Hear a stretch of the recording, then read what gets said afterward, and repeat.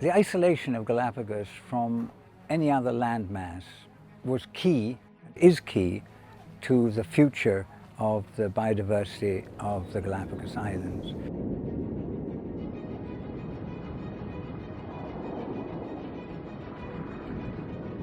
This isolation, traditionally of course, was the ocean. 600 miles of rolling oceanic seas, which was difficult to cross for many creatures, including small birds. Now, with the daily aircraft arriving, weekly boats, cargo boats, there is always the risk of them bringing something with them. The first and the most invasive species are humans. Humans brought dogs, cats, rats, some of them accidentally, and these species start producing a lot of impact on the birds.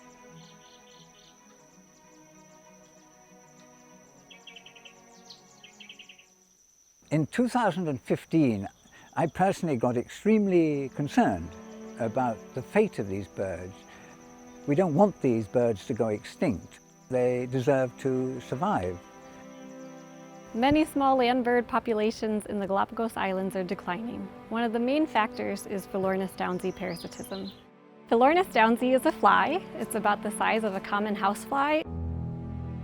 Although a fly is a fly, it has to be realized that this is the greatest danger that the small birds of Galapagos face.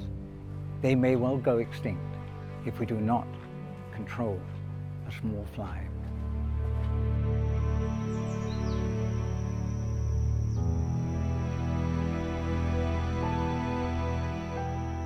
In the 1990s, we first discovered Philornis downsii parasitizing land birds.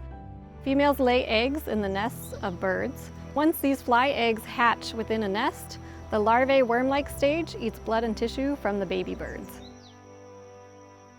These birds have no defense mechanisms against a nest parasite. We're looking for nests of small land birds. We're tracking these nests, monitoring them, and then we're also doing experimental treatments with an insect growth inhibitor inside the nest to try to control the larvae and pupae stages of the Philornis. The emotional toll of the effects of Philornis downsii during work is very heavy sometimes. Sometimes I'm tracking nests and I find baby birds inside a nest. I see them every day, every couple days, alive and active, and then I find them dead in the nest. And to know that they're killed by Philornis, by this fly, is very heartbreaking. Two of our short-term solutions for controlling Philornis involve an insecticide that is injected into the nest base. Sterile insect technique is where you raise a lot of flies in a lab. You sterilize all the males via radiation, then you release them into the wild, and the wild females will mate with these males that are sterile, thus producing unfertile eggs, and so overall it'll decrease the population. The long solution is biology control, so we are looking for the natural enemies. So we know right now that a small wasp, they call it Conura annulifera, they will be the possible control biological. My favorite bird here is the little vermilion flycatcher. It's endemic to the Galapagos, and we found that Philornis affect drastically the vermilion flycatchers.